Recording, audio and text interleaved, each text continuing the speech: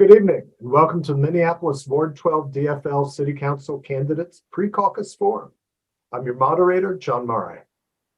In the months since Councilmember Johnson announced his retirement, 4 of our neighbors have announced their intention to seek the DFL nomination for this seat. Aureen Chowdhury, Jerome Evans, Nancy Ford, and Luther Randheim. I'm happy to see that all 4 candidates are here tonight. Each candidate will first make a brief opening statement. In these introductions, we have asked the candidates to address whether they plan to respect an endorsement from the Ward 12 convention, meaning that they would suspend their campaigns if someone else earns the endorsement. I will then ask 8 questions. Each candidate will have 2 minutes to answer the first 7 questions and 2.5 minutes for the last question. The order of speaking was determined by a random draw and will shuffle from question to question. The first 4 questions were written by the Ward 12 DFL committee and were provided to all candidates last week. I'm pasting these 4 questions into the chat now.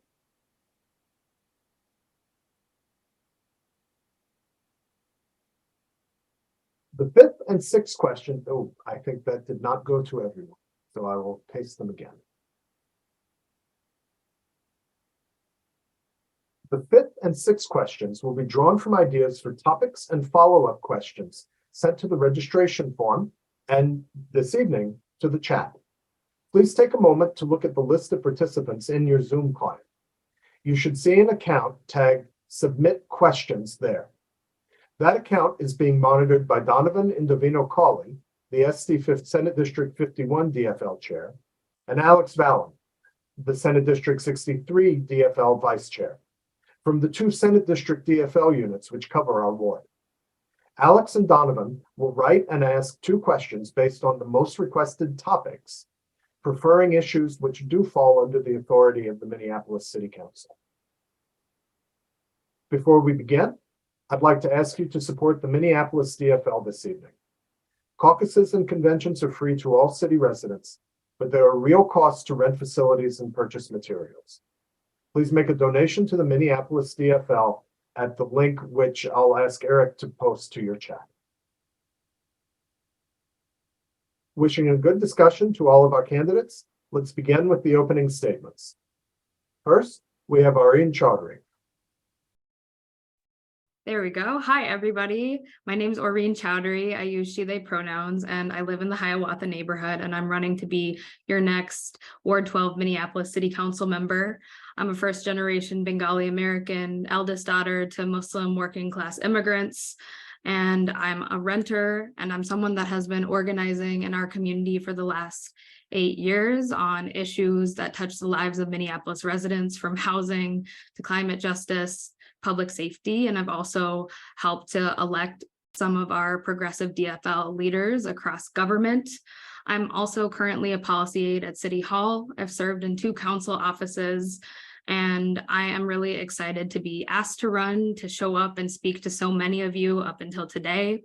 I really believe in this moment in our city, we have the opportunity to connect our communities to make sure that they're safe, healthy, affordable. And I believe my combination of experience and policy know-how is the reason why I've gotten the endorsements of DFL leaders like Patricia Torres-Ray, a former senator, Senator Zainab Mohammed, Attorney General Keith Ellison, and I hope to earn your support. I'm seeking the DFL endorsement, and I plan on abiding by the DFL endorsement. Thank you so much. Thank you, Aureen. Next, I invite Jerome Evans to introduce himself. Hey everyone, thank you for being here tonight. Thank you to the forum moderators and those providing technical assistance. I know exactly how difficult it is to put these events on.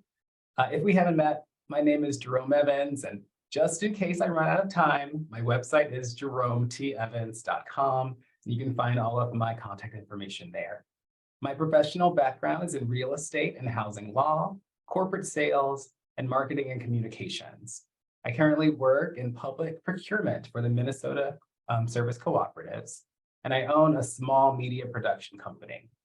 I've also served our community on the Nokomis East Neighborhood Association, NENA, and on the Public Health Advisory Committee. Now, I currently live in a 1911 home in the Erickson neighborhood right by Vin Brewing and Bull's Horn, and have been in Ward 12 for almost 10 years now. Before moving into this little piece of our naturally occurring affordable housing, I lived in the Minnehaha Place condo building at 53rd and Hiawatha. And back when I lived in the condos, I was elected to the board of NENA. I was president of the NENA board when the pandemic struck, and our response was to serve. Led by Becky Tim, who has endorsed my campaign, NENA provided technical assistance to our food shelf so that it could take online donations from our community and help feed people who were experiencing food insecurity. We then took the extra step and became a satellite distribution center for Second Harvest Heartland, delivering food directly to our most food insecure parts of the neighborhood. I was also here in Ward 12 when George Floyd was murdered by Derek Chauvin. When Andrew Johnson said that the city's public safety services would not stretch to our neighborhoods, I'm the person that my neighbors called. At Brandon Coners and other suggestions. Okay, sorry about that. Thank you, Jerome. Our next candidate is Nancy Ford. Hi, my name is Nancy Ford. I've lived in Ward 12 for about 18 years now. I live down by 46th and Hiawatha. I'm also a small business owner. I own a business over on East Lake Street called Repair Lair. I've been located there for about 9 years now. I'd say a large percentage of my customers come from either Ward 2 or for Ward 12. So I've met many of the residents of the ward just through my walking through the doors of my shop. I'm running because as a small business owner, I bring a completely different perspective to the ward, greatly different than what would be a traditional politician, I suppose. I don't have a political agenda. I don't have a political career in front of me. I just feel like it's my civic duty that I should be able to give back to a community that's given so much to me. I know how difficult it is for small business owners to make a go of it in this town. There's difficulty in getting licenses. There's difficulties in getting inspections done. And for every month that a business owner has to wait to have those done is another month that they're paying rent where they're not making any income. And so that's what I'm looking forward to, is representing Ward 12 on the city council. And thank you very much for organizing this. I appreciate it. Thank you, Nancy. Please welcome Luther Ranheim. Good evening, everyone. Thank you so much for hosting this forum. I really appreciate the Senate District 63 committee for putting this on and sharing the opportunity for all four of us great candidates to engage with you in this important conversation. I'm Luther Ranheim, and I've lived in Ward 12 for 22 years. I live in the Howe neighborhood, and I grew up in South Minneapolis near Lake Nokomis, so have deep roots on the South Side. I'm a proud graduate of Minneapolis South High School, and I spend my days working in the nonprofit sector, where for several years I have worked in connecting community resources with the community organizations that are doing great work across our community. Outside of work, I spend a lot of time volunteering and supporting nonprofit organizations in direct service and as a board member. Aside from that, I've served my community directly as a block leader for several years and had the opportunity in the aftermath of the murder of George Floyd to really convene and help our block look out for each other and help each other through those uncertain times. You know, I have a long history with the DFL. I've been doing door knocking since I was a kid with my parents, who taught me the values of service to community by getting engaged in politics. You know, I'm a newcomer to this process, and I've really enjoyed connecting with the ward and all of the delegates. And what I've heard from this community is that they would like me to stay in this race. And so while I am a lifelong DFLer, I will always be a DFLer. The endorsement that matters most to me is that of the voters of Ward 12, so I will not honor the DFL endorsement. Thank you, Luther, and welcome to all four of you. Let's move on to our questions. In last fall's campaign, many of our candidates talked about building the beloved community that the Reverend Martin Luther King envisioned. Dr. King's vision, what he meant by a beloved community, was to lift our shared sense of human decency so that poverty, hatred, and violence will simply no longer be tolerated. In that spirit, we'd like you to identify the core values that drive your vision for Minneapolis, and also to trace how you would translate those values into actionable policy. What is your beloved community, and how will you lead us to it? Our first response will be from Luther Radham. Thank you for that question. My beloved community is a safe, equitable, and prosperous Minneapolis for all of us. You know, the core values that I would bring to my work at City Hall and drive my campaign, I'll start with human rights. And they also include respect, service, integrity, and accountability to all. You know, respect is really the key driver for me in that I work with all stakeholders in listening, learning, and seeking to understand. You know, I will look to the community to inform my policy as a city council member. A foundation of respect is going to be what drives my work with my future colleagues on the city council and really drive the collaboration and the important work that we must do. I pledge to act with integrity by being honest, open, and transparent with our community at all times. I will seek to earn the public trust in the work I do, and I will seek to be held accountable to our community by welcoming feedback. Centering human rights in every policymaking decision is a key facet of my policy. You know, I believe that we can start by crafting policy that helps level the playing field for historically marginalized communities in our area. And I think that begins with public safety. You know, every member of our community deserves to live free from violence perpetrated by those charged with keeping them safe or inflicted on them by fellow community members. I also believe that we all deserve equal access to housing, and those needs need to be met for all community members. I also want to see a pathway for all community members to prosper, so supporting small business will be a key area of focus for me in making sure that we prop up and provide a pathway to success. You know, if we approach policymaking from this perspective, we can come closer to the vision that Dr. King spoke about in his beloved community and create a safe, equitable, and prosperous Minneapolis for all of us. Our next response will be from Maureen Chowdhury. I really appreciated this question. I think it's really grounding to our moment. 2023 is a pivotal point in our city. We are recovering and rebuilding after the height of the COVID-19 pandemic, the murder of George Floyd, and we're doing it quite literally and figuratively. When I think about the beloved community, I think about a multiracial, multi-generational community that local government is 100% a part of supporting and connecting our community and supporting all people, whether you're a renter, whether you're a parent that's taking care of young kids, and also in the same breath, thinking about supporting your parents who are aging in dignity. Our city has a role in supporting you.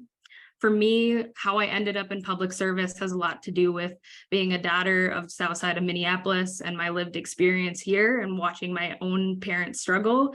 I believe at my core that if we center the voices and experiences of those that are most in need and are historically marginalized, we will all do better. My vision for Ward 12 is that whether you're a homeowner that's lived here for 20, 30 years, or you're new to the ward as a new couple and you found it to be a good place to build roots, that you're able to safely go and enjoy your neighborhood, and that there's accountability in those safety systems, that you can be a regular at a small business, local business, and they will have the support that they need, that you're able to go biking or running and you're going to be safe on our roadway and you get to enjoy all of these things. And that local government is an agent for that good and is thinking ahead for generations to come and being a climate champion so we can preserve this community, this beloved community that we all so deeply care about. I'm excited to share more about the policies that I want to bring to the table. I've seen in our community, both in my own experience as a resident and as a policy aide, that we all want a place that will thrive. And I'm excited to share what my platform looks like to make that possible as your next councilwoman. Let's turn now to Jerome Evans. All right, I'll try to talk faster this time, but I do want to say hi to, I think, Jeff Diamond's daughter who was waiting. Hey there. The core values that I'm running on are justice and safety, social and economic freedom, and sustainability. A great example of how I've already translated those values into actionable policy is on my work on the Public Health Advisory Committee for the City of Minneapolis. On the committee, where I did serve as co-chair before taking a step back for the selection, I'm very proud of two initiatives that have created a more just city, a more equal city, and a more sustainable city. First, our committee proposed a set of recommendations that are working to identify and remove toxic lead from the homes of our Blackest, brownest, and poorest communities. For years, the city knew about this problem but could not find a way to execute on a solution. Me and my colleagues on the committee worked together to identify where children were being poisoned by this toxin and how the city could use its existing infrastructure to remedy the problem. Second, after the murder of George Floyd, our city council declared that racism is a public health crisis in the city of Minneapolis. As co-chair of the Public Health Committee for our city, I reshaped our committee's structure so that we now have public health professionals dedicated to working on the still ongoing crisis in perpetuity, or at least until the city decides that it is no longer a crisis. Now, you've heard me say Blackest, brownest, and poorest parts of the city, but that is not us. But that doesn't mean that we don't have the same toxins in our homes and water through our lead service lines, the private water line that connects your house to the city's water line. As your council member, I will work to make our entire community, our entire city healthier and safer for everyone. Thank you. How'd I do, Tim? Our final speaker on this question is Nancy Ford. The values that I bring to the table that are most important, I think, are number one is equity, and then we have compassion, opportunity, and respect. Equity, we need to make sure that we're treating everybody in this city fairly and impartially. And the places where you're seeing this not happening, of course, is with public safety and with housing. And each neighborhood needs to be treated fairly and equitably. We need to see the same opportunities being given to everybody across the board, not just more in some parts than in others. That's first and foremost. Compassion, definition of compassion is suffering together.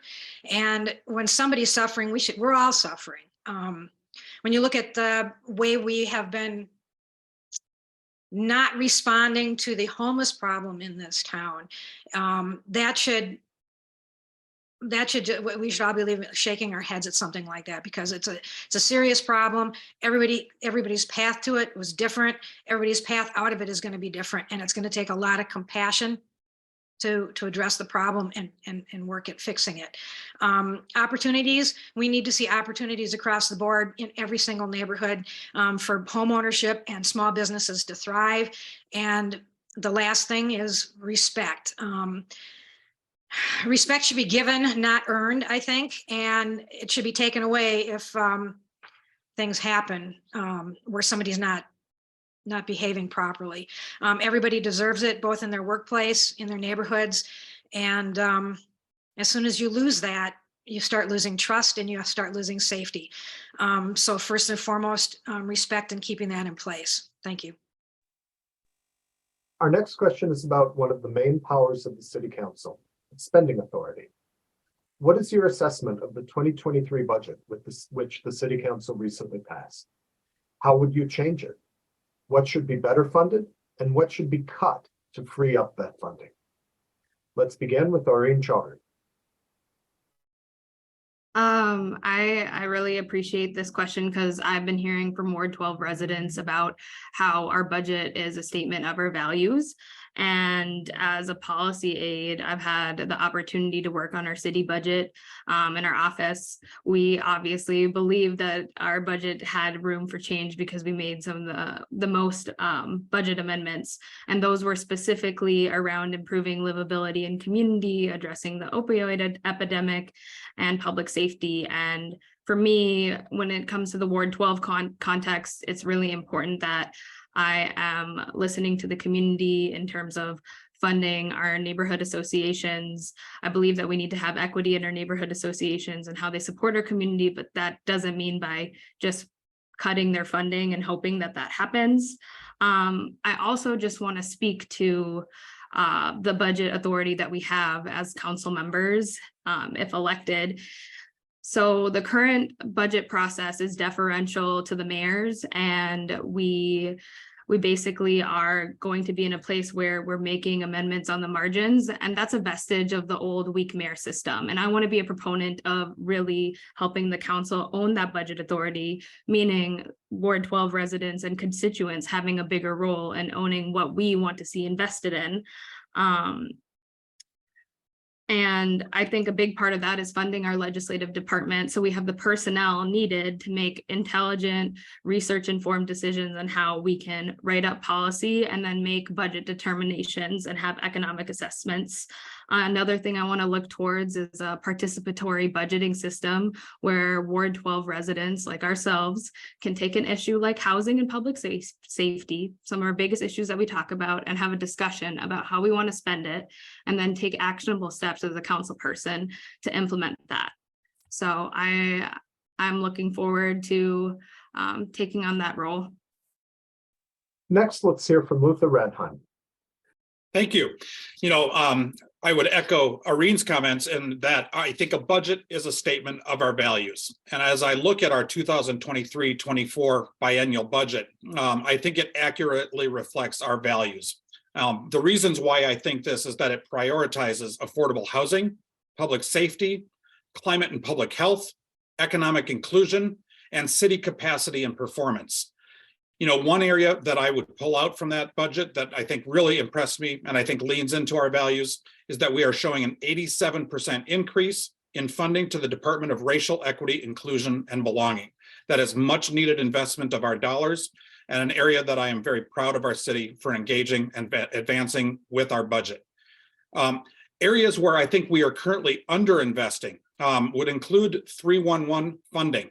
In a time when we continually rely on 311 to deliver effective, fast, safe service to our constituents and our community, we are not in a place where we should be under-investing in 311. In fact, we actually need to significantly increase that investment.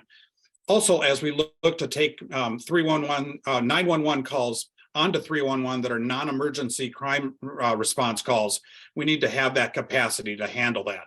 So another area of underinvestment is in regulatory services. As we look to enforce city ordinances, especially around snow shoveling and snow removal, we need to have the right capacity of city staff to manage that influx and be able to effectively address that. Areas that I would trim back is to look at all contractual services in the city by examining all of our existing contracts for areas of savings, and hopefully finding ways that we could save money to redeploy to the areas of greatest need. Our third speaker on this question is Nancy Ford. Well, I have much respect for the people who are putting together those the budget. I do know that sometimes when I was reading through it and looking at some of the line items, it kind of makes you scratch your head trying to figure out what exactly is that, or what exactly does it translate into once the money gets distributed out of that line item. And as I was looking through it, one of the things I did notice was that there's $2 million budgeted just for the police department overtime. And I hope that we can see full staffing of our police department, and we can take that $2 million and put it into things like fentanyl programs. Currently, I was shocked to see that a mere $600,000 was budgeted for that. It is such a horrible situation that we're in right now. The number of people that fentanyl is killing, I am just shocked and horrified that we are not putting more attention into that. Life is worth so much more than that. Another thing that I would be putting money into, and that is the neighborhood associations. They play a vital role in disseminating information between the council and the city and the residents of the community.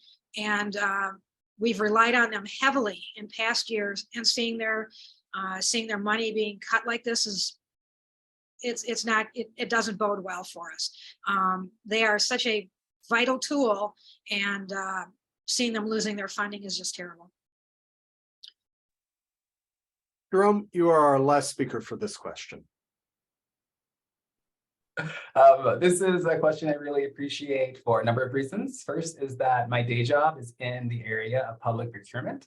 I work for a program of the Minnesota Service Cooperatives, a group of public nonprofit governmental units. We help schools, municipalities, and nonprofits navigate public procurement to the tune of about $100 million per year. Now, Neenah had a little over $1 million that I helped steward as a member of its board and president. Becky Tim, the former executive director that I mentioned earlier, could no longer stay in that position because the organization couldn't afford her because of the city's cuts to neighborhood funding. Further, when I was president of the condo association, my neighbors trusted me to steward a few hundred of their dollars towards our overall betterment. So I feel like I can really speak from authority when I say that the budget is where some of the structural issues that our city is facing really intersect with our wallets. So just as one example, looking at revenues from property taxes from 2020 to 2024. 2020 revenues were $232 million. In 2024, they're going to be $313 million. I get worried when I do the math and I say, well, 313 minus 232 is 81. $81 million. What new services have I received to the tune of $81 million? Now, St. Paul is removing those lead service lines from their homes citywide at no cost to residents. We're not doing that. We have neighbors who are worried about being safe in their own homes. When Neenah was providing grants for safety and security, we're no longer doing that. And the obvious answer to why the city needs to increase taxes while not increasing services are the legal settlements associated with police brutality and workers' compensation claims. And I think we'll get into that in the next question. Indeed, we will. With the shift this year to a strong mayor system, the city council now has significantly weaker authority over the Minneapolis Police Department than it did in the past. What is your assessment of the direction the city has taken for public accountability and for public safety since 2020? And what specific, meaningful steps can the council take both to improve accountability and to reduce crime? Nancy, let's begin with you. Some really good things have been been put in place. We're looking at, I think, the feedback we've been receiving about Chief O'Hara as far as accountability is pretty good. He's connected well with his staff, and he's spending time, out patrolling with them. And I think that they have a lot of respect for him, which is good. Respect leads to trust. And he's had a proven track record from the city that he came from. Also, the creation of the Community Commission for Public Police Oversight. The city council is responsible for appointing the members of that commission. So hopefully that will have an impact. I think we had something similar to that in the past, but many of those seats frequently sat vacant, and so they didn't have enough seats, didn't have enough people showing up at meetings for a quorum. And also having the police department report to the Department of Public Safety. I think that'll also be an extra set of checks and balances. And as far as public safety goes, I still think we need to fully staff our police department. We're slowly working towards that, but that also includes increasing filling positions like the community liaisons that they have, and also like arson investigators, and we need those. We also need to continue to fund our neighborhood organizations. They did a lot of really great work, as you mentioned earlier, having the grants available for lighting and for security. Also, continue to build on the Office of Violence and Prevention and give them the tools that they need to succeed, and also work with the Violence Interrupter program. Luther, please take a turn at this question now. Great, thank you. I think the key here is that the voters of Minneapolis rejected the Public Safety Amendment in 2021, which I think sets the course for our activities as we move forward. I am encouraged by the fact that the city has created the Office of Community Safety and hired Dr. Cedric Alexander, as well as the new leadership at the top of the Minneapolis Police Department in Brian O'Hara.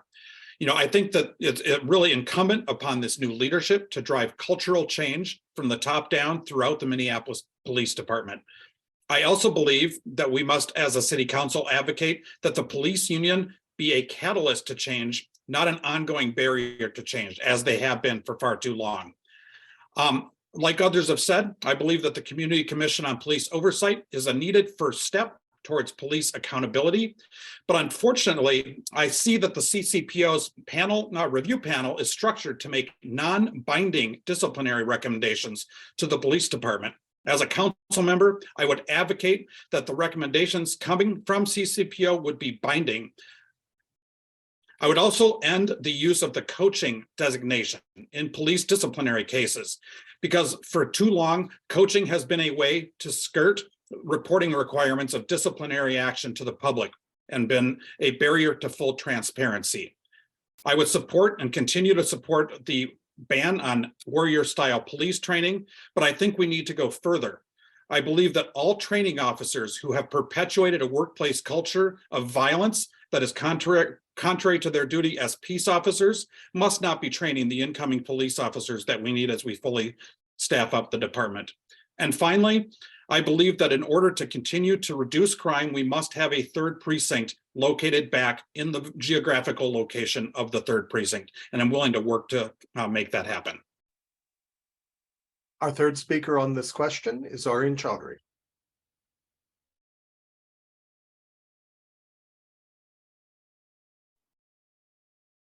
As someone that has been worked both in the old government structure and in the new government structure, the thing is, a lot of accountability and directives come from the mayor and the chief of police. I'm heartened to see that our new chief of police is really someone that is looking towards building out a police department that is really accountable. As a council member, a role that we will play is determining the way that we support comprehensive solutions to public safety. Currently, what we have feels disjointed, stretched thin in 2023. And I want to be a proponent for expanding tools like the behavioral crisis response that police officers themselves have said has taken off of a lot of the calls that they get so they can make it to high priority calls. Some of my fellow candidates have already mentioned the CCPO. I agree that moving in this direction is the right direction so that they can make determinations around police policy and also recommendations to police discipline. But I am disappointed to see that those are not binding. I also believe the police contract is a tool for council members to really implement police accountability. Every time that we give a benefit, we should lay out what discipline means if we want to have quality police officers. I also believe that reducing crime means naming the problem. Currently, we can't have a conversation about public safety if we aren't talking about gun violence in our community. And the city council, as a city council member, I want to declare gun violence as a public health crisis so we can open up grant funding apart from our budget to really work on creating different programs that disrupt gun violence because our officers alone can't do them. And a part of doing that is making sure that our legislative department is well funded. And I will just finally say that our community deserves public safety and deserves police accountability. It's at the forefront of the minds of people in Ward 12. And it's been an area that I've had the opportunity to work in over the last 3-4 years. And I'm excited to hear from community members and build more transparency around our Office of Community Safety because we haven't had enough discussion about its direction and also what we're going to do with the third precinct building.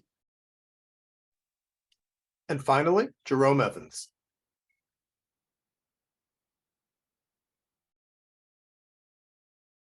Okay, I'm going to unmute myself this time. Don't mute me, you guys. I thought this was a trick question at first because the council's reach over MPD has always felt limited to me. I recall NENA meetings where Andrew expressed real frustration with not being able to get data that's housed in the department that could be used to make our public safety apparatus more effective. On public safety in general, I want to make sure that we're thinking about our entire public safety apparatus. Our 911 dispatchers have been having trouble for quite some time. Our fire department has been staffed at the bare minimum for quite some time. We have to make sure that our 911 calls get answered, and that we don't suffer a catastrophic loss due to fire because we don't have enough firefighters. But I know you want to hear about the police, and I have been endorsed by the former co-chair of the Police Accountability Oversight Commission, Abigail Sarah. So here we go. I think that when you are an ally, especially a white ally like my husband, it's easier to focus on police accountability because you are less likely to be a victim of police brutality. It's like saying, okay, Jerome, when something happens to you or someone who looks like you, then we'll make sure that the police are held responsible. But as your Ward 12 council member, we will be walking and chewing gum at the same time. Yes, we will continue to push our police accountability apparatus, but we will also be working to make sure that incidents of police brutality do not happen in the first place. That means continuing to evaluate and appropriately fund programs that reduce police interactions, moving forward on unarmed police response programs, funding emergency mental health crisis response teams, and more. The goal of both a robust accountability apparatus and those investments that reduce police brutality are to prevent the creation and the existence of future Derek Chauvins and other bad officers. And as a bonus, fewer victims of police brutality will translate to fewer settlements and a healthier city budget. In 2021, voters gave the City Council the authority to enact a rent stabilization framework, but the city has not yet done so. Do you believe that rental costs are a problem which the city should address?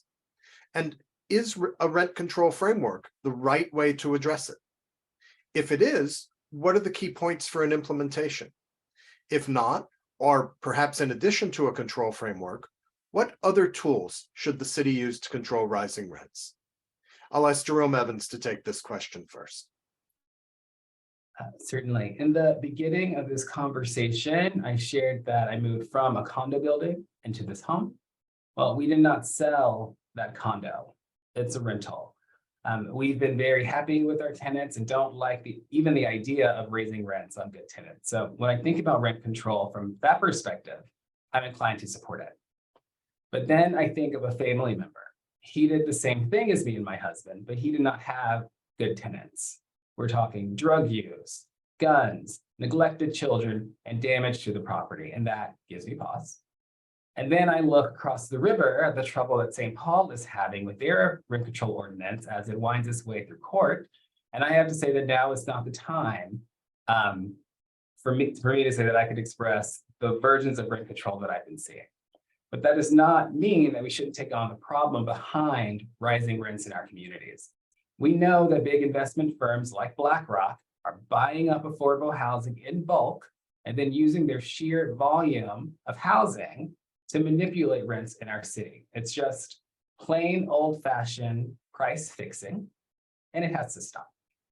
Now, as someone with a background in housing law, I do feel confident in saying that there are a number of things that we can do to make our homes more expensive for speculators to buy without raising the cost of housing for regular people who are looking for homes. Oh, I still have 30 seconds, wonderful. At that intersection is also climate resiliency and sustainability. There are programs we can enact wherein the city can loan money to people to make their homes better insulated, but that loan would not come due until a rental application had been turned into the city. And in that way, everyone's quality of life is improved and the home becomes more expensive for speculators to buy. Thank you. Our second speaker is Orien Chaudhry. I really appreciate this question, especially as a renter. Like I said in the beginning, I'm first generation. I'm building the wealth for my family. And there's a lot of people in our community who are renting and their rent prices are going up and they want to be able to save their money if they want to move into home ownership and put down on a down payment. And that's something to consider. And also we need to consider the way that our city is growing. And the number one issue across the board that people say is affordable housing, truly affordable housing. And that's a part of keeping people in our community and keeping our tax base here so we can fund all of these wonderful things that we need. I'm just gonna say it, I'm a proponent of rent stabilization. I look at what the policy means, and it means we're protecting against predatory rent hikes. I don't want to see neighbors experiencing 15, 20% rent hikes in a year, and then they're displaced. And that is something that happens in our community, and it disproportionately affects Black and Brown people, our community, vulnerable people in our community that are undocumented or have disabilities, and people that are on fixed incomes like our senior community. The voters decided that the city council should take up a policy, and I believe that a policy should be put together and the voters should decide again. I'm really interested in hosting a dialogue with Ward 12 residents and different stakeholders in our housing economy and all together. They're really good property owners and landlords, and we want to make sure that they're able to provide for our community. But we also need to understand that people can't wait 15, 20 years for affordability. And when we're talking about protections, we can't just say we're protecting people and say goodwill is public policy, because it's not. And I also believe there are other tools that we can put in our toolbox alongside rent stabilization to keep housing affordable, like reforming our inclusionary zoning policy, funding public housing, expanding our affordable housing trust fund, and so much more. Thank you. Let's continue with Luther Ranheim. Thank you. I definitely think that the cost of housing is an area that the city needs to be addressing. But I do not think that rent control at the level that has recently been implemented in St. Paul with the 3% cap is something that's going to work. I do support the need for everyone to have housing, but I don't support a hard cap at 3%. I think rent control, unfortunately, can do more harm than good for the groups that it's really intending to help. I don't think 3% is a sustainable number for real estate developers, but I would consider sitting down and supporting rent control at a level with, that balances the need for sustainability of rent payments with sustainable financing models for multi-unit developments. But that's definitely not the 3% level.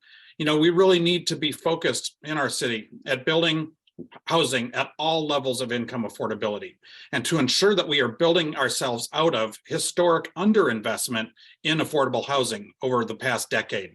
We are really only going to be able to build our way out of this crisis.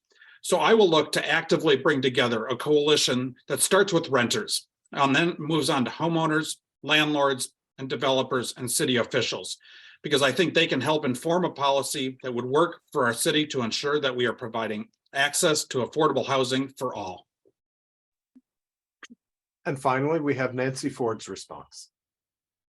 I appreciate the idea of rent stabilization or rent control.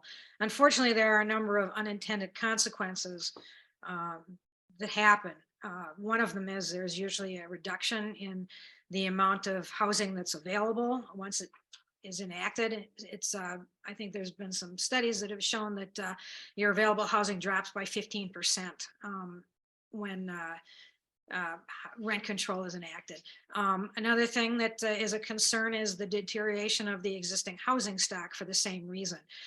If the rents can't stay in line with inflation and taxes, your property owners can't afford to retain the properties or invest or put more money into the properties. An additional concern that hasn't been talked about is if there is a drop in property values in apartment buildings, that will also impact property tax base. And that should be a very, very serious concern, especially when you look at some of the properties downtown Minneapolis that are now currently vacant. We've lost a huge amount of taxes because of it. Those were commercial buildings, but the same thing can happen to rental properties. And so there are alternatives. As we've talked earlier, equity through home ownership, work to remove the obstacles to home ownership, cooperative properties being built, and then also things like community land trusts. Those are all alternatives to just building your traditional corporate owned apartment buildings, because that's where the problem is lying, and it's a necessary evil. But I think there are some solutions. These next two questions have been drawn from suggestions by the audience. Alex, please tell us the first of the audience questions. Sure, thank you. So the first question is, if elected, how would you balance the humanitarian needs of the unhoused with the public safety concerns that come with homeless encampments? I'll again invite Jerome Evans to speak first.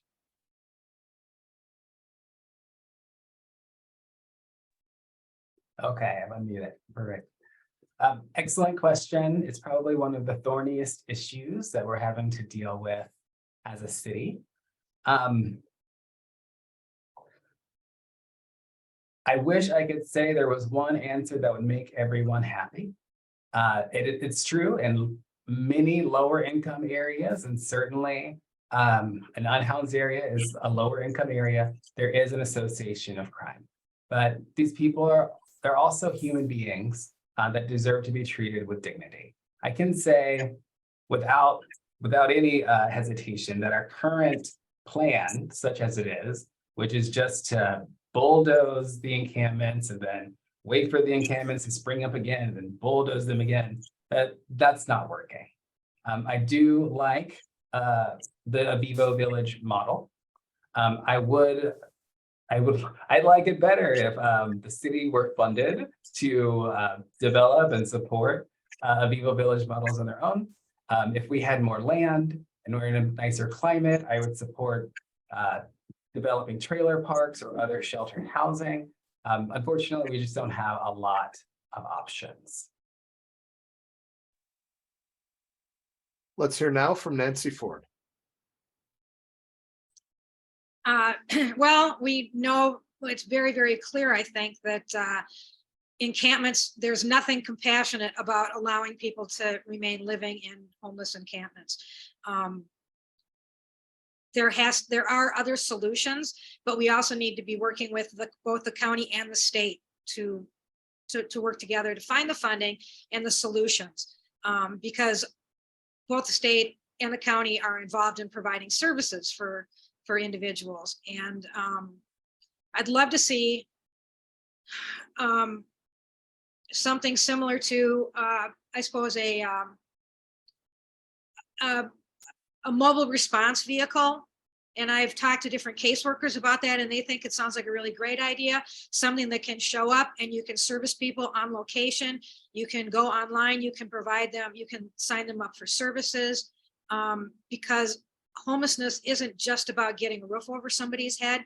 It's about getting them the therapeutic aspect of it, managing usually a fair number of prescription medication at the same time, making sure somebody is being able to see their caseworker and their therapist, and then also being able to access all this stuff, which is typically through a phone or online, and that's an access that many do not have. So we have to have some sort of, I'd love to see a mobile unit where different agencies are all working together, and you have a team approach to it for each individual, because that's what it takes. And it's so complicated. It isn't. I've experienced it trying to work with homeless people. You need a specialist in housing, you need a specialist in medical care, and you need a specialist in job service. There you go. Next, we have Luther Ranheim. Yeah, thank you for this question. It's really the question of the moment. And I believe we cannot continue to criminalize poverty. And it has been a cat and mouse game with homeless encampments popping up, the city bulldozing them in a violent way, and then they pop up again. And I think really first starting and addressing the root causes of homelessness and making sure that we are centering the humanity of our homeless and our unhoused brothers and sisters in this community. And starting with the resources that they need to get back on their feet, whether it's addressing mental health crisis concerns, whether it's addressing chemical dependency and addiction, or whether it's addressing other things that have led to their being unhoused, which may be the lack of deeply affordable housing that our city has experienced.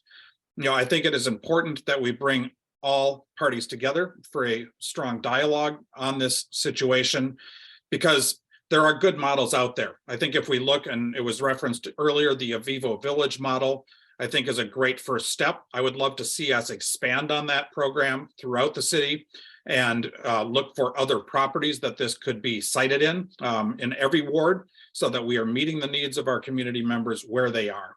And so that's definitely one of the most important things I think we can do as a city, is to make sure that everyone that needs to have a roof over their head does, and that we take care of centering the humanity of everyone that lives in this city.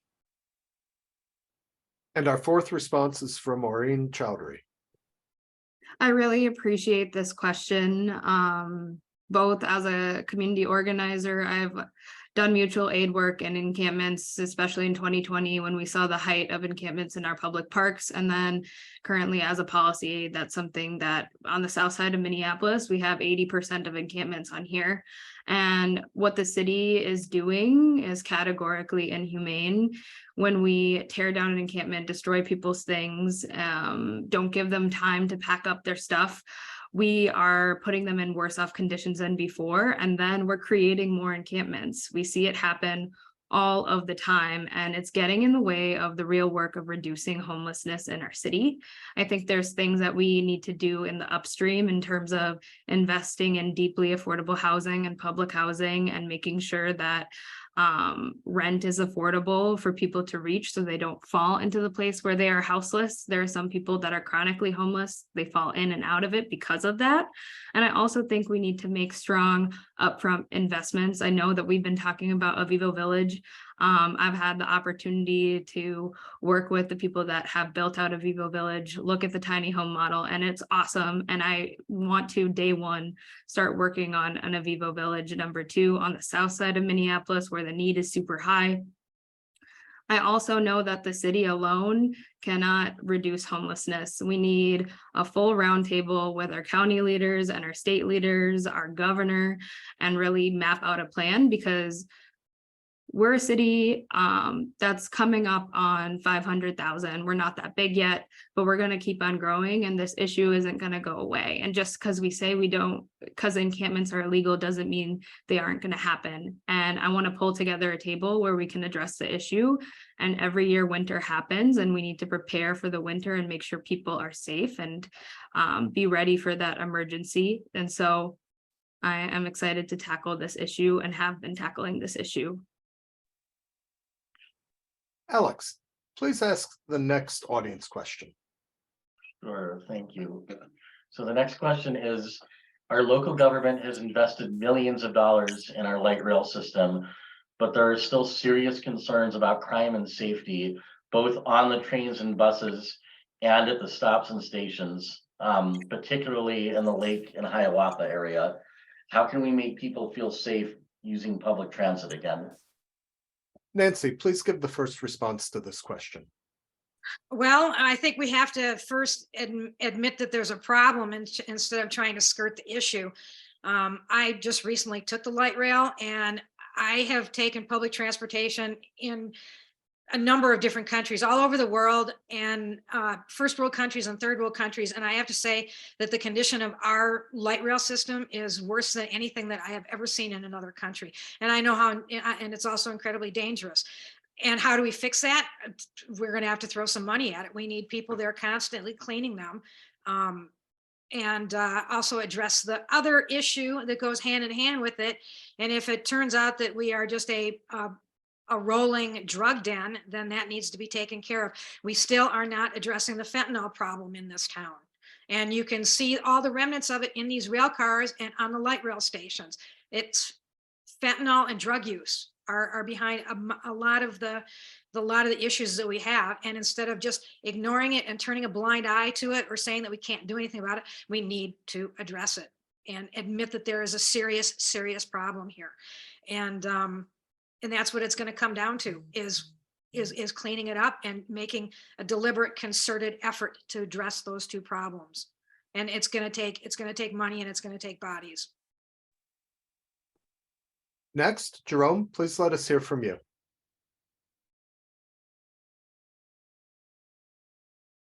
Yeah, as I mentioned earlier in the conversation, I live at 46th and Hiawatha, so right by that 46th station.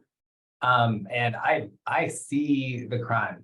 Actually, condos at 43rd. Now I live at 46th. And it's almost like the farther north you go on the train, the worse your experience is. And it really is tangled up with the homelessness and encampment problems that we have. It is drug use, it is substance abuse. And the root of the problem is that we do not have a way to cure addiction. I have been in an intimate relationship with an addict. I have watched them go from up here to down here, and I did my best to try to support them. I threw all of my resources at supporting them, and it does not work. And it is not, like, as your city council member, I could not advocate as a policy that we throw all of our money towards resources that aren't, towards programs that aren't backed by data for the possibility of maybe being able to help. That's not gonna prevent encampments. That's not gonna clean up our rail system. Frankly, preventing substance abuse from the beginning is probably the most cost-effective way for us in the long run to have a better transit system and to reduce our homelessness population. But I really do think we need to have a candid and honest conversation about substance abuse and the actual cost of treating substance abuse and what it would cost our city and you as taxpayers to fund some of what I'm hearing we'd have to fund. Thank you. Let's turn now to Orrin Chowdhury. I agree that we have to name the problem and talk about the public safety concerns that we have on our transit. One, I want to say that public transit is a public good. It helps people get around our city. It helps Black and Brown, disabled people, people that are working get from to and from work. Kids are riding on our trains and buses, and our response to these livability issues shouldn't be one where we are thinking about cutting transit or cutting the number of times that a bus shows up at a station. That's not going to help our problem, especially when the people that we're seeing struggle with addiction and mental health issues are from those communities that rely on transit. But we need to make sure that there's a disruption in the culture that's going on, whether it's smoking on the train to violent crime. One, we just don't have the presence that's saying no and disrupting the culture that's been built around at some of our light rail stations. I am a huge supporter of the Transit Ambassadors Program. I think we need to fund that, and the state needs to be a part of funding it. I'm very heartened to see Representative Brad Papke bring forward a bill around that.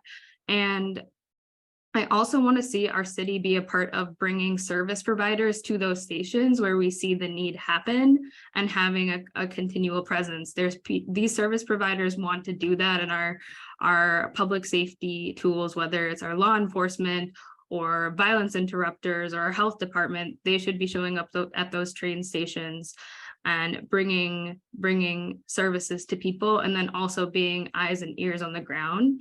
And I also think we need a council member that's going to host meetings with Metro Transit, with the Met Council, and have transit riders and community members that care about this issue show up and ask questions on what's happening. Because if we aren't talking about what's happening and naming the problems and learning what's happening, we're never going to get to a solution. So thank you for asking this question. It's an important one to me as a transit rider myself. Luther, you are our last speaker for this question. Now, thank you for this great question. And I think this is an ever-pressing question, especially in light of the horrible assault on a transgender woman that occurred at the Lake and Hiawatha Light Rail Station in broad daylight just yesterday. This is an example of just how far our light rail and transit system has fallen from when it was launched years ago. I think we as a city council need to lean on the Met Council and insist that the Metro Transit Police Department is fully staffed. Right now, they are about 100 officers short. And so we are not even able to get the resources onto the light rail system to protect and make sure that the riders of the system are safe. So I would start with that. I also would advocate as a city council member, working with the Met Council, recognizing again that this is a multi-jurisdictional system where we all have to come together and work together, that we advocate for a full-time presence at light rail stations through ambassadors. And then also that advocating that the policy that is currently before the state at the legislature to allow safety ambassadors to write citations for fare evasion, thus freeing up Metro Transit Police to enforce and respond to the more violent incidents that are occurring on Metro Transit. You know, I really see that this is a major problem because it is not allowing people to use the system to get to school, to get to work, to get around the community in a safe way. And I'm really concerned about the spillover effects into our communities and into Ward 12 because of the ongoing violence that we are seeing coming off of the light rail. So I'm glad to have a conversation about this. Look forward to bringing together the community to address this so that we can get back to being a strong transit program that we once had here. All right, thank you, candidates. We're in the home stretch now. We've brought up a number of issues facing the city tonight. What other key issues do you believe the city will face in your first term, and how would you address them? And of all the concerns we've brought up tonight, which is the most important for the city as a whole and for Ward 12 in particular? First to you, Ori. Thank you for this forum and this space to have this discussion. We've talked about a lot of different issues. The two that I want to highlight really quickly is making sure that Minneapolis is a climate resilient city and a climate champion. We should be a leader in this space. And I want to look forward to the ways that we can power a community that is efficient and green. We have a lot of waste in the way that when we get our resource for powering our house or apartment to when it gets there. I want to take a look at inclusive financing, and I'm a big supporter of the People's Climate and Equity Plan. Another thing that I want to touch on is youth investment and working with our parks and our school to really have a way to make sure that our young people have activities to be a part of and are being nurtured in our community. It goes back to that multi-generational beloved community that we're talking about. Something that I'm interested in bringing back is a youth bus that used to exist where the public schools and the parks partnered with the libraries and having a way for young people from across our city being able to travel and enjoy the resources in our parks or our libraries. And I think the city has a great hand in being a part of that and looking towards funding that. Another thing that I'll just highlight, it's really difficult to pick the one issue that's most important, but I think a lot of what we're talking about comes back to safe, accessible, healthy housing and the way that it relates to public safety and the way that it relates to people being able to show up and support small businesses because our small businesses are a part of powering our local economy. And we can't do that if people don't have a safe and accessible, affordable place to live and they're able to stay in our city and are able to do it at all income levels and all different types of housing, whether it's home ownership, being in a condo, cooperative living, or being a renter. Our second speaker is Jerome Evans. Thank you. I'm getting distracted by more cute kids that are popping up on the grid. I'm going to echo a little bit of what Irene was saying. Climate change, climate change, climate change. If some of you will recall in the before times, before the pandemic, we had kids going on strike to protest our inaction as it relates to climate change.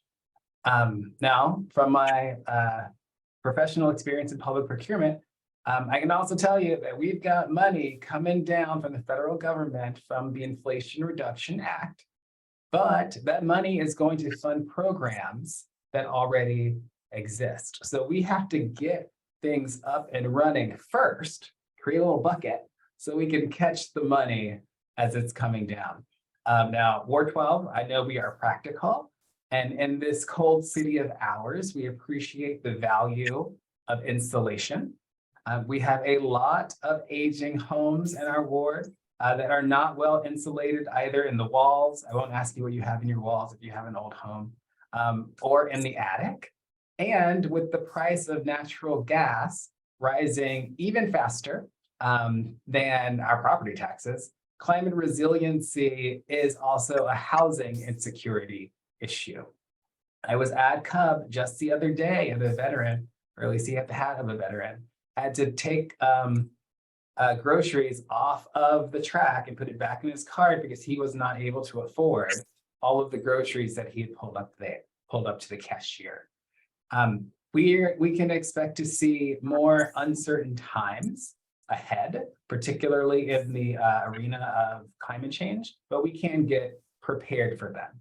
And there are some common sense preparations that frankly we're a little overdue on, that I would like to see us lead the way on here in Ward 12. Let's turn now to Nancy Ford.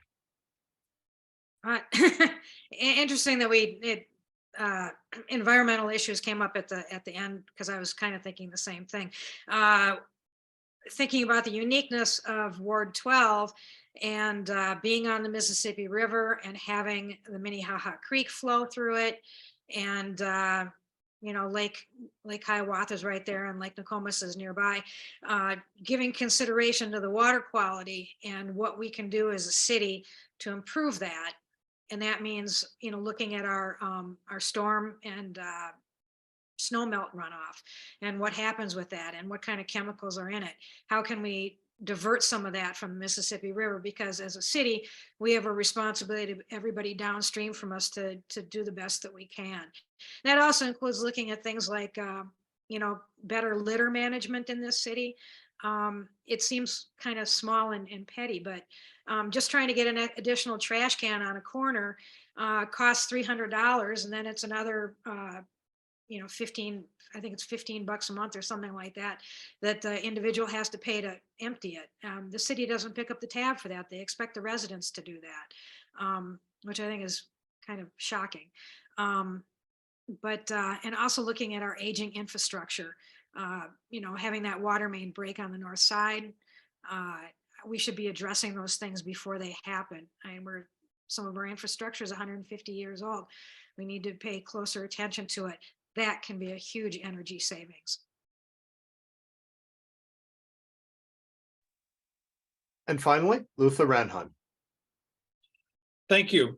Really appreciate the opportunity to lift up some additional issues that we haven't had a chance to touch on tonight. And while I agree with my fellow candidates that climate change is a significant issue and would look to use climate change as a lens for every policy the city makes, I think we really need to focus as well. And I want to focus on support for seniors, which is a growing population. As the son of aging parents, I've experienced firsthand the burden that many of our seniors are experiencing and the tough choices that they're faced with. My parents just moved out of their home of 48 years due to health concerns that made it untenable for them to stay there. And, while they dreamed of aging in place, that just was not possible. And so navigating housing for my parents helped clue me in a little bit more to what many of our seniors are facing. And so it's something I think we need to really be thinking about and advocating for, because, for seniors in our neighborhood, seniors in Ward 12 that desire to age in place, especially low income seniors, they are being cost burdened out of their homes because of rising property taxes. How can we as a city council look to advocate for our seniors by exploring new ideas like cutting property taxes or providing property tax relief to our seniors so that they can age in place? Our seniors have been such vital parts of our community for so long, and they have really been part of our fabric. And so I want to see how we can support them staying in place, or should they need to move to senior housing, activating more senior housing within this ward that they have lived in for so long. A great example of this is the Snelling Yards development, which is providing 100 units of senior affordable housing to our neighborhood. So that's an area that I really think we need to focus on to make sure that those that have given so much are respected and get to live out their days in dignity in our ward. We have one last question for you. But before we hear that, I'd like to ask all of you once again to support the Minneapolis DFL in bringing you this year's caucuses and conventions. In our ward, more than most, we have a competitive race, and we are incurring costs for the rental of facilities for our caucuses and convention. Eric has put that link in the chat once again. So please donate what you can to defray these costs. So looking ahead to the ward convention in April, when we endorse someone, but just one someone for this seat, our last question is, why you? Please tell us the specific things, whether they're particular policy differences or philosophy or past experience or some combinations of these that distinguish you from your opponents and which you consider to be the key reasons to support you. We'll begin with Luther Radhut. Well, I'll start by thanking the Senate District 63 and everyone here for allowing us to participate in this conversation with you about the issues tonight. There are far more issues that we need to talk about as we move through this process, and I look forward to engaging in that ongoing dialogue with this community. You know, I think for me, what sets me apart is my history in Ward 12 and my experience in this community. You know, I didn't have to move to this ward to run for this seat because I've lived here for 22 years. I have a deep commitment to our community, and I have served this community working in the nonprofit sector for 14 years. I pivoted my career 14 years ago to better align my work with my values. And I've worked in raising resources for community organizations in social service and the arts so that we can continue to invest in great organizations in our community and that they can serve our community well. Aside from my work, I have also dedicated most of my outside work time as a volunteer, doing direct service and board service for several nonprofit organizations where I have helped organizations to raise dollars to support their mission and to serve the community. Because of this work in the nonprofit sector, both as a professional and as a volunteer, I have developed a deep understanding of donor stewardship of donor assets. And I look to see how that would transfer and know that I would bring that skill set as a deep steward of donor or public dollars in my role as a city council member, and making sure that the dollars that we spend in this city are well looked after, are achieving the desired results, and that where needed, we can pivot away from programs that are not driving the results that we should expect and deserve in this city. You know, public safety is a key issue that we are addressing, and with levels of crime happening in our community, we need policing that are professional, transparent, and accountable. And I feel that I come at this issue of public safety with a nuanced perspective that this city needs. And I think it best represents the views of the residents of Ward 12. You know, again, at the first, foremost, and the most important part, I see a city council member as being a constituent service job and really actively working to engage the constituents of this ward. I would seek to be a community informed advocate by engaging regularly with our community to be your best representative at City Hall. Thank you. Next, we have Nancy Ford. I've lived in the ward for 18 years, down by 46 in Hiawatha. So I've seen the ups and downs that that part of the neighborhood has experienced. Spent a lot of time on East Lake Street almost every day for the last 9 years. I'm a member of the special services. I'm on the board for the Special Services District for East Lake Street. So I've had lots of conversations with the other business owners and know pretty intimately the problems that businesses have on a corridor like that, and the help or lack of help you get from the city or from the county, because it's a county highway. One of the other things I bring to the table is a very, very unique set of life experiences and work history. I've worked for small businesses. I've worked for corporations. I've worked in the private sector. I've worked in the public sector. I've done everything from sorting mail at the post office to fighting fires out in the western states, to drilling ice cores in Antarctica. I've worked with small groups, I've worked with large groups, I've worked in horrible working conditions and had to come up with creative solutions to problems, working with the little bit of things that you might have at any given time. Had to work with a variety of different groups and come up with creative solutions to the problems and make sure that everybody is still happy. Know what negotiation and compromise is like. And knowing that sometimes they have to happen, and that's kind of just the way life is. I'm not your traditional politician. I do not bring that set of skills to the table, I suppose. But I bring a lot of other different things that are probably just as unique and make me just as qualified. I don't have a political agenda. Like I said before, I feel like it's my civic duty to give back to a community that's given so much to me. It's the least that I can do. So thank you very much for organizing this. I greatly appreciate it. And look forward to talking to people again soon. Thank you very much. Let's hear now from Jerome Evans. Whew, thank you, ST63. Thank you everyone for sticking with us. I recently turned 41, so 8/16 is feeling a little bit later than it used to.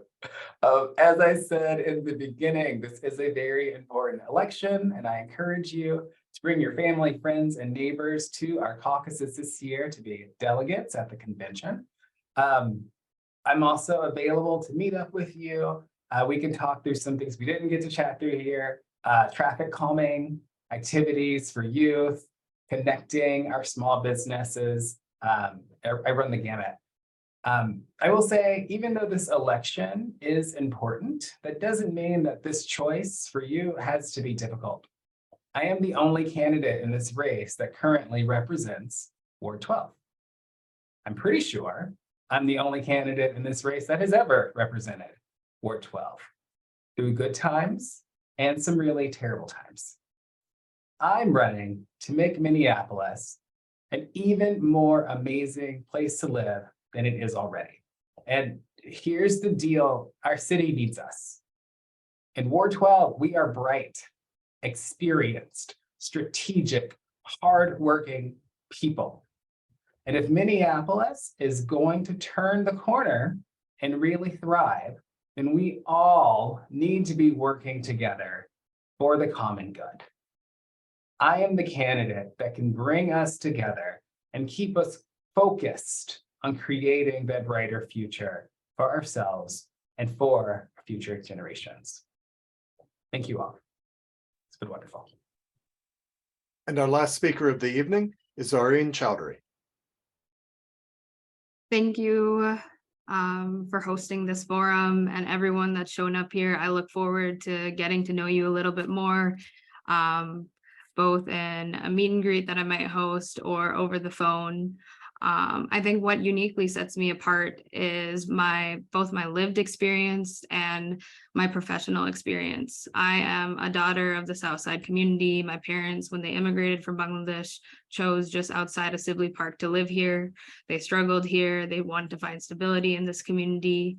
I've lived here. I've had to pay my way through school while balancing grocery store bills. And now I'm looking towards homeownership and potentially raising a family. And I know that's an experience that so many in our ward, regardless of where they're at in their life, has experienced. And it feels difficult. And I know that that's a narrative that resonates with so many people across our city and in Ward 12.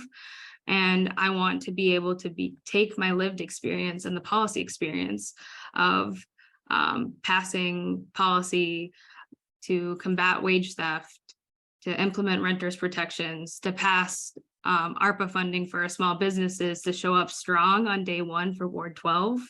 When I was a policy aide in the pandemic, we had hundreds of people call in and ask me, what is our city going to do to support us in a crisis? And then months later, George Floyd was murdered by our Minneapolis Police Department, our own city staff, and they begged to ask the same question, what is our city going to do to support us in a crisis? And I took on that work and I answered those calls, and I heard from people that were struggling to figure out how they were going to afford their rent, what their parents in a senior living community in a congregate care facility, how they were going to be safe in the middle of a pandemic. And I turned back into community organizing, making sure that we were providing community members with groceries to their door, and then also communication with their elected officials. And I plan on taking this experience and my experience in constituent services to serve all community members in our ward and cut against any divisiveness that shows up in our city, because even if we disagree, there's so much that we agree on, and I will help us compromise, and find solutions. And I will be an independent, progressive voice on the city council for you, and will always listen to you and have you be a part of the process. This concludes the Minneapolis Ward 12 DFL City Council Candidates Pre-Caucus Forum. Thank you to Aureen Charity, Jerome Evans, Nancy Ford, and Luther Ranheim for participating tonight. Ward 12's precinct caucuses will be on Tuesday, March 14th at Roosevelt High School, which is on 28th Avenue South between 40th and 41st Streets. Doors will open and registration will begin at 6:30 p.m. The caucuses themselves will convene at 7 p.m. I hope to see all of you there. Eric Ferguson managed our Zoom session this evening. Tim Bonham was our timekeeper. Alex Vallon and Donovan Indovino Cawley reviewed and edited submitted questions, and the Ward 12 DFL committee designed the rest of the evening's program. We are grateful to Amy Livingston for assisting with technical planning, and to the Minneapolis DFL and its chair, Brianna Rose Lee, for their support of this forum. Finally, on behalf of the Minneapolis Ward 12 DFL, I thank you for watching, and I wish you a good night.